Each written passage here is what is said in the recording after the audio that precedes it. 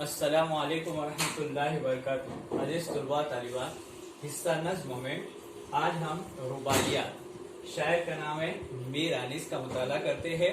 صفحہ نمبر اپنی درسی کتاب میں 96۔ رباعی بحر حجز کے ایک خاص وزن میں لکھی جانے والی 4 مصروں پر مشتمل مختصر نظم ہے۔ 4 مصروں میں 3 مصرے پہلا، دوسرا اور چوتھا ہم قافیہ ہوتے ہیں۔ کبھی چاروں مصروں میں بھی قافیہ استعمال کر لیا جاتا ہے۔ اس صنف کی حیت میں ایسی پابندی لازمی نہیں جیسے غزل کسی بھی وزن و بحر میں کہہ سکتے ہیں، لیکن رباعی اپنی روایات کے مطابق صرف ایک مخصوص وزن کی پابند ہے اور سینکڑوں برس سے پابند رہی ہے۔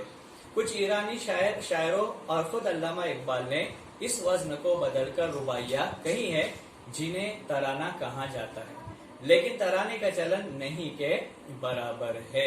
عزیز طلباء طالبات، اس میں پہلا طرف رباعی جو ہم دیکھنے جا رہے ہیں۔ اب رباعی پڑھنے سے پہلے رباعی جو بنا لفظ ہے وہ بنا ہے اربا سے اور روبا سے۔ اب رباعی، اربا اور روبا اس کے معنی ہوتے ہیں 4، اور مکمل معنی رباعی کی ہوتی ہے ایسی نظم جو 4 مصروں پر مشتمل ہو۔ اور اس سے ایک لفظ آیا تھا بحر حجز۔ اب حجز کے لغوی معنی ہوتے ہیں دلکش آواز۔ اب بحر حجز کیا ہوتی ہے؟ تختی میں ہم نے پچھلے سال دیکھے ہیں۔ بحر حجز کو حل کرتے وقت، کیا پڑھتے وقت، جس کو تختی حل کرتے وقت بحر حجز، اس کے جو ارکان آتے ہیں وہ مفاعیلن ہوتے ہیں، مفاعیلن ہوتے ہیں، جو ہم تختی جب پڑھیں گے انشاءاللہ اس میں اور ایک مرتبہ پھر سے پڑھایا آپ کو جائیں گا۔ پچھلے سال پڑھایا جا چکا بحر حجز کسے کہا جاتا ہے، یا تختی میں بحر حجز کیا ہوتی ہے۔ تو یہ رباعی ہے۔ رباعی کے بارے میں دیکھتے ہیں۔ رباعی، اب اس کے بعد جان پہچان میں دیکھتے ہیں میر انیس کے بارے میں، کہ میر انیس کا نام میر ببر علی تھا۔ وہ 1802 یا 3 میں فیض آباد میں پیدا ہوئے۔ وہ میر حسن کے پوتے تھے۔ میر انیس کے والد میر مستحسن خلیق بھی ایک باکمال شاعر تھے۔ والد بھی شاعر تھے، دادا بھی شاعر تھے۔ میر انیس نے شاعری کی ابتدا غزل گوئی سے کی، لیکن جلد ہی مرثیہ گوئی کی طرف مائل ہو گئے۔ ان کے مرثیے فصاحت و بلاغت کی عمدہ مثال ہے۔ میر انیس کو منظر نگاری، کردار نگاری اور رسم نگاری میں کمال حاصل تھا۔ وہ واقعات اس طرح بیان کرتے ہیں کہ پوری تصویر آنکھوں کے سامنے آ جاتی ہے۔ نادر تشبیہ، دلکش استعارے اور آسان زبان ان کے کلام کی خصوصیات ہے۔ انیس کا انتقال 1874 عیسوی میں لکھنؤ میں ہوا۔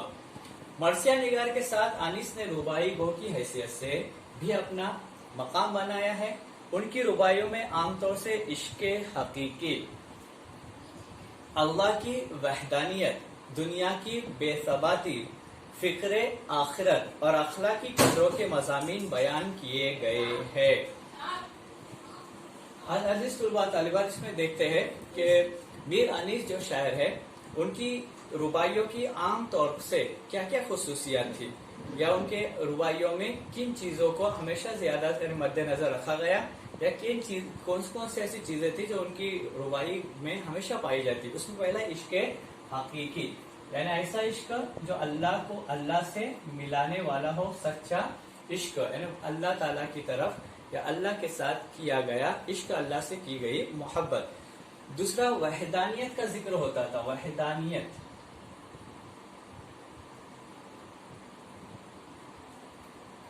اب وحدانیت دیکھتے ہیں۔ وحدانیت بنا ہے واحد سے، اور واحد بنا ہے احد سے۔ اب وحدانیت ہے، واحد ہے، احد ہے۔ جیسے ہم پڑھتے بارہا قل هو اللہ احد، تو احد، واحد اور وحدانیت یعنی ایک اللہ کو ماننا اور ایک اللہ کے ہونے کا اقرار کرنا، اللہ ایک ہے، اللہ کے سوا کوئی معبود نہیں۔ تو وحدانیت کا قل هو اللہ احد، وحدانیت کا ان کی رباعی گوئی میں ذکر ہوتا تھا۔ دنیا کی بے ثباتی کا ذکر ہوتا تھا، یعنی دنیا پائیدار نہیں ہے، ایک دن اس کو چھوڑ کر جانا، اس کا ذکر ہوتا تھا۔ اور فکر آخرت کی ہوتی تھی، اور اخلاقی قدروں کے مضامین، یعنی اخلاقی قدروں سے پر ایسے مضامین وہ اپنی رباعی میں پیش کرتے تھے۔ آئیے پہلی رباعی دیکھتے ہیں۔ اب یہ رباعی دیکھنے سے پہلے आपको पता ही है कि हम इस साल 25% जो निसाब है, सिलेबस है, वो हमारे सिलेबस में सिर्फ इस साल के लिए रिड्यूस किया गया है, हज़फ किया गया है, कम किया गया है। तो इन रुबाइयात में भी रुबाई नंबर 4 और रुबाई नंबर 5 ये हमारे इस साल के लिए सिर्फ हज़फ की गई है। तो हम आज रुबाई नंबर 1, 2, 3 और उसके बाद डायरेक्ट छठी रुबाई पढ़ेंगे। चौथी और पांचवी रुबाई आज पढ़ाई नहीं जाएंगी क्योंकि इस साल के लिए वो हज़फ की गई है। अब देखते हैं रुबाई नंबर 1।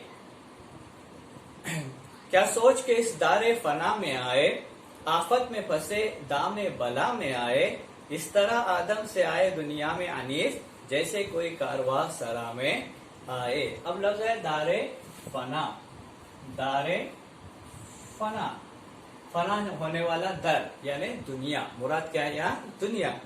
दूसरा लफ्ज आया सरा, रहने की जगह, ठहरने की जगह। मुसाफिर जब चलता है तो रास्ते में कुछ देर के लिए रुकता है, उसको सरा कहते हैं। अब लफ्ज कारवा भी आया, तो कारवा के माने काफिला, काफिला ठहरने की जगह। तो शायर इस रुबाई में कहते हैं कि हम इस दुनिया में आए, ऐसी दुनिया जो फना होने वाली दुनिया है, इस दुनिया में आए और आने के बाद यहाँ की रौनकों में, यहाँ की ज़ैब व ज़ीनत में ऐसे फंस गए कि हमने दुनिया में मशगूल होकर असल मकसद जो हमारा था उसको भूल गए। हालांकि ये मुसाफिर खाना है, यहाँ हमें कम वक्त रहना है।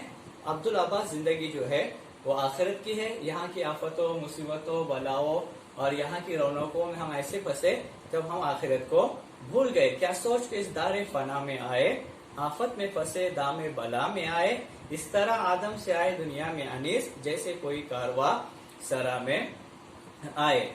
इंसान अक्सर देखा जाता है कि इंसान जो है वो ऐश पसंद है, यानी वो अपनी जिंदगी जो है ऐश व इश्रत में गुजारना चाहता है और गुजारता भी है। लेकिन गुजारते गुजारते एक वक्त आ जाता है कि वो दुनिया की जिंदगी को खैरबात करना शुरू कर देता है। खैरबात करना शुरू कर देता है मतलब है कि दुनिया उसकी मुकम्मल हो जाती है और होते होते होते एहसास होता है कि मैंने जो जैसी जिंदगी गुजारी थी वो वैसी गुजारने की बजाय मुझे एक मुसाफिर की तरह जिंदगी गुजारना चाहिए था, एक काफिले की तरह जिंदगी गुजारना चाहिए थी। जो काफिला चलते चलते किसी ऐसी जगह, जिसको सरा यहाँ कहा गया है, तो जैसे कोई मुसाफिर खाने में एक काफिला रुकता है या कोई रुकता है, इस तरह से जिंदगी बसर करना चाहिए थी।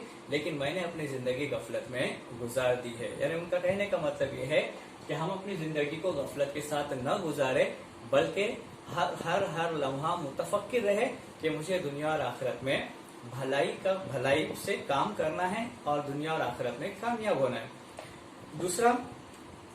दूसरी रुबाई, अंदेशे बातिल सहरो शाम किया, उगबा न हाय कुछ सरे अंजाम किया, नाकाम चले जहां से अफसोस अनीस, किस काम को या आए थे क्या काम किया। अब देखो अंदेशे के माने होते हैं, अंदेशा जो माने होते हैं उसके माने होते हैं फिक्र। दूसरा लफ्ज इसमें आया था बातिल। अब बातिल के माने होते हैं नाहक, बातिल के माने होते हैं नाहक। अब इसमें दो ऐसे अल्फाज आए हैं जो एक दूसरे की जिद है। तो ऐसा शेर जिसमें दो अल्फाज एक दूसरे की जिद होते हैं, हम उसे क्या कहते हैं, सनते तजाद कहते हैं। इसमें दो अल्फाज आए हैं, सहरो शाम। सहर यानी सुबह, शाम यानी शाम। तो दो अल्फाज ऐसे आए जो मुतजाद है, इसके लिए शेर को सनते तजाद कहेंगे।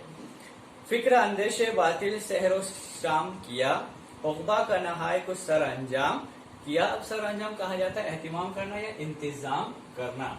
नाकाम चले जहां से अफसोस, किस काम को या आए क्या काम किया। अब देखो इसमें शायद क्या कहना चाहते हैं कि शायर ये कहना चाहते हैं कि दुनिया की जिंदगी बहुत कलील है। कलील है तो मुख्तसर जिंदगी है, जैसे हम लोग बारह पढ़ते हैं कुल्लु नफ्सुन ज़ाइक़तुल मौत, कि हर नफ्स को मौत का मजा चखना है, कि दुनिया की जिंदगी बहुत कलील है, बहुत मुख्तसर है। तो ऐसी जिंदगी में हमें फिक्र करना है हक और बातिल की, और साथ ही साथ सुबह और शाम, यानी हर वक्त हमें सुबह से लेकर शाम तक, यानी जिंदगी का हर लम्हा बहुत एहतियात के साथ और बहुत मोहतात होकर गुजारना है, ताकि उक़बा का नहाय कुछ सर अंजाम किया। जिंदगी ऐसी गुजार दी कि हमने उक़बा कहते हैं आखिरत, उक़बा कहते हैं आखिरत को, کہ دنیا میں جو زندگی ہم نے گزار رہے ہیں اس میں ہم نے یہ فکر نہیں کی کہ مجھ کو آخرت میں جانا ہے. حالانکہ دنیا دی گئی اس لیے دنیا میں رہنا ہے تاکہ آخرت کے ہمیں کیا کرنا ہے, تیاری کرنا ہے. لیکن ہم عقبہ کا نہایت کچھ سر انجام کیا, ہم نے آخرت کے لیے کوئی انتظام نہیں کیا. ناکام چلے جہاں سے افسوس انیس. اب دنیا سے جانے کا وقت ہے, دنیا سے کچھ کرنے کا وقت ہے. تو شاعر خود کہہ رہے کہ افسوس, صد افسوس. کیوں افسوس کر رہے ہیں, کیوں ملول ہو رہے ہیں, کیوں غمزدہ ہو رہے ہیں, کس کام کو یہ آئے تھے, کیا کام کیا. یعنی جس مقصد کے لیے دنیا میں ہمیں بھیجا گیا تھا ہم نے اس مقصد پر اس مقصد کو ہم پورا نہیں کر سکے, اور جو کرنا چاہتا وہ نہیں کر سکے. اور آج ہم افسوس کے ساتھ, اور آج ہم ناکامی تو نہیں کہیں گے لیکن بتائے کہ ایسے دنیا سے جا رہے کہ ہمارے پاس سوائے افسوس کا اور کچھ بھی نہیں ہے. ہماری زندگی غفلت میں گزر گئی ہے. تو ہمیں غفلت کی زندگی گزارنے کے بجائے ہمیں دنیا کے ساتھ آخرت کی زندگی کو مد نظر رکھتے ہوئے ہمیں زندگی گزارنا چاہیے تھا. لیکن ہم ایسا نہیں کر سکے بلکہ دنیا میں ملوث ہو کے آخرت کو بھول گئے. یہ دوسری ربائی تھی. اب تیسری ربائی دیکھو. جب اڑ گیا سائے جوانی سر سے, پھر ہوگی جدا نہ سرگرانی سر سے. کچھ ہوگا نہ ہاتھ پاؤں مارے سے انیس, جس وقت گزر جائے گا پانی سر سے. اب دیکھو اس میں لفظ آیا تھا سرگرانی. کون سا لفظ آیا تھا؟ سرگرانی. اب سرگرانی کے معنی ہوتے ہیں پریشانی, مصیبت. اب شاعر یہ کہنا چاہتے ہیں کہ جب اڑ گیا سائے جوانی سر سے, پھر ہوگی جدا نہ سرگرانی سر سے.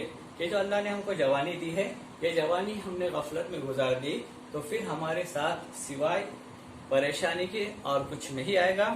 کچھ ہوگا نہ ہاتھ پاؤں مارے سے انیس. ہاتھ پاؤں مارنا, بے قرار ہونا, مضطرب ہونا. کیا ہونا؟ مضطرب ہونا, بے قرار ہونا. ہاتھ پاؤں مارنا, بے قرار ہونا. جس وقت گزر جائے گا پانی سر سے. اب پانی سر سے گزرنا بہت زیادہ یا سخت مشکل نازل ہونا, سخت آفت نازل ہونا یا سخت مصیبت نازل ہونا, اس کو کہتے پانی سر سے گزرنا. ہاتھ پاؤں مارنا, بے قرار ہونا, اور پانی سر سے گزرنا, سخت آفت نازل ہونا. کہ جب اللہ نے جوانی دی ہے تو جوانی کو ہم صحیح استعمال کریں گے, اچھے کاموں کے لیے استعمال کریں گے. اگر ہم نے ایسا نہیں کیا تو ایک وقت آئے گا کہ ہماری جو زندگی ہے وہ تو گزر جائیں گی, جوانی گزر جائیں گی, اور جوانی میں جو کام ہم کو کرنا تھا وہ ہم نے نہیں کر سکے. تو ایک وقت آئے گا کہ ہمارے سر سے پانی اوپر ہو چکا ہوگا, مطلب اور مصیبتیں ہم پر نازل ہو جائیں گی, اور اس کا پچھتاوا ہوگا, اور اس کی وجہ سے ہم رنجیدہ ہوں گے, غمزدہ ہوں گے. لیکن اس وقت کا پچھتانا کوئی کام نہیں آئے گا. اس کے لیے جوانی میں عبادت, جوانی میں لوگوں کی خدمت, جوانی میں ہر چیز کرنا ہے, تاکہ کیا ہو جائے پھر بعد والی مطلب جوانی کے بعد والا جو حصہ ہے اس میں ہمیں کوئی پریشانی نہ ہو. اب چوتھا اور پانچویں ربائی جو ہے چونکہ اس سال کے لیے حذف کی گئی ہے, اب آخری ربائی